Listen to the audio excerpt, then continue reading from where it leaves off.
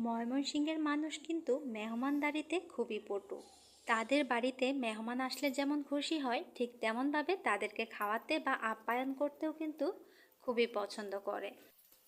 আর তার জন্যই তো বিভিন্ন ধরনের খাবারের পাশাপাশি পিঠাপুলিরও ব্যবস্থা করা হয়ে থাকে।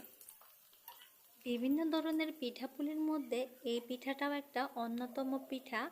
আর এই পিঠাটার নাম এক এক জায়গায় এক একটা বলে থাকে, তবে এটাকে কেউ কেউ বলে থাকে ছিটা পিঠা বা জালিকাটা পিঠা বা ঝিরিমিরি পিঠা। এই পিঠাটা বানিয়ে রোদে শুকিয়ে কিন্তু অনেক দিন সংরক্ষণ করা যায়। যখন বাড়িতে মেহমান আসে তখন গরম তেলে এভাবে ছেড়ে দিলে কিন্তু খুব সুন্দর করে ফুলে যায়। খেতে কুড়মুড়ে মজাদার এই পিঠাটা কি কেউ আপনারা কখনো খেয়েছেন? খেয়ে থাকলে কিন্তু কমেন্টে অবশ্যই জানাবেন।